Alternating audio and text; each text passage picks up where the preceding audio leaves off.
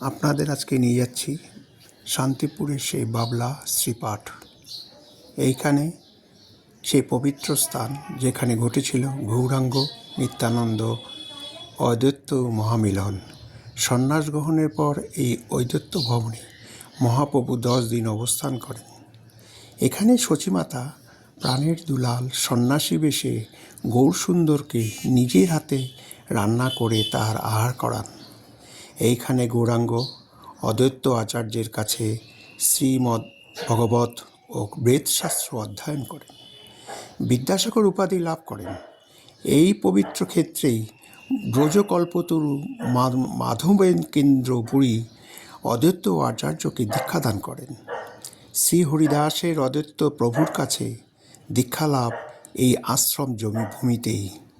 এই স্থানে লাউড়ের রাজা দিব্যসিংহ শাক্ত ধর্ম ত্যাগ করে অদ্বৈতাচার্যের শিষ্য হন এবং লাউড়িয়া কৃষ্ণদাস নামে পরিচিত হন।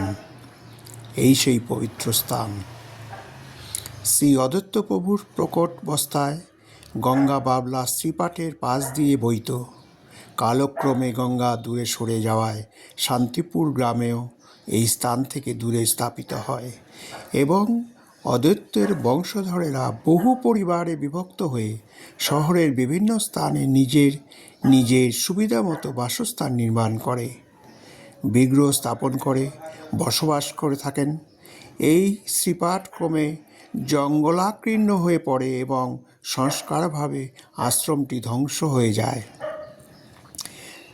শ্রী সাধু সীতানাথ দাস নামক সম্প্রদায়ী এক বৈষ্ণব স্বপ্নাদেশে এই বৈষ্ণব তীর্থকে পুনরুদ্ধার করেন এবং ভিক্ষালব্ধ অর্থ দ্বারা মন্দির নির্মাণ করে শ্রী অদ্বৈত প্রভুর দারুণময় মূর্তি, শ্রী শ্রী রাধাকৃষ্ণের মূর্তি ও শ্রী গোপালজি মূর্তি, শ্রী বিষ্ণু নারায়ণ শিলা প্রভৃতি প্রতিষ্ঠা করে নিত্য সেবা করতে থাকেন।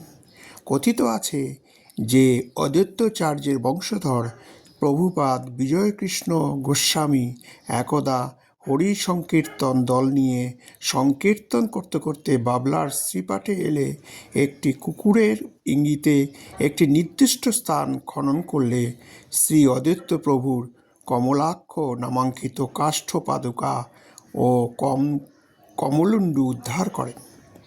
সীতানাথ দাস বাবাজির মৃত্যুর পর নারায়ণ দাস বাবাজি, রাজকুমার রায় ও সীতানাথ গোস্বামীর সেবার ভারপ্রাপ্ত হন। সীতানাথ সেবা সমিতির হাতে সেবার ভার দেন।